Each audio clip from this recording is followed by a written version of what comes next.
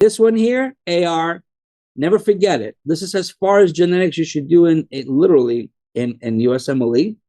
They'll present you the condition and they'll say, what is it? And you're like, shoot. Now this is AR. How to remember it? I don't know. Just memorize it, I guess.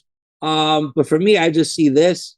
I see hemochromatosis. I just think AR all the time. This is what I just memorize until I just, I don't forget it. But this is what I'm telling you about conditions, right? By the way, quick question.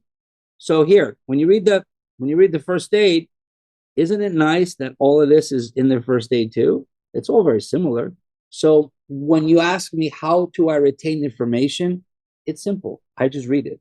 Because now I'm like, well, in patients with untreated and advanced hemo, the iron goes into the heart. It goes in fibrosis. It leads to restrictive cardiomyopathy. Okay. And it said restrictive and also restrictive is classic, right? Remember first aid right here? It's right here. Here it is, right? Restrictive is classic right here. Or dilated, okay, which is reversible. Yeah. Iron deposits in the heart tissue can lead to cardiac conduction problems. Wow, that's not good. Patients with hemochroma also at high risk of what? Cancer of liver when compared to general population. HCC is the most common cause of death in patients. So I don't know about you.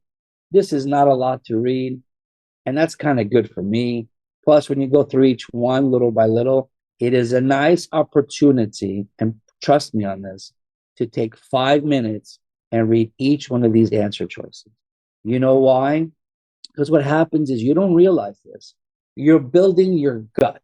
You're like, you know what? My gut sensation says rheumatoid arthritis has an HLA-DR4. I don't know. I think I saw it somewhere. Where do you think you saw it from?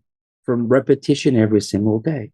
Instead of just reading the answer and moving to the next question, that's what you should do when you're obviously doing timed and you want to review 2 weeks before your exam. You don't spend hours reviewing, you spend minutes. Look at what you got wrong, figure out why you got it wrong. But when you're studying like this, I would take 20 minutes, maybe less, and say, well, let me read this one. Let me read this one again.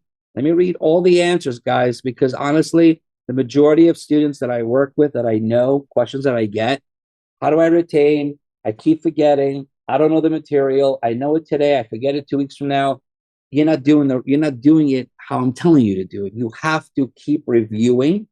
So if you do 80 questions today, wake up tomorrow morning and less than an hour, go through all the questions. Not like you did the day before. Read the scenario, read the answer. Read the scenario, read the answer. You're reviewing your patient log, your patient list. And you do that, you'll remember a lot more. All right, cool. So this is it. And I'm going to show you something different now.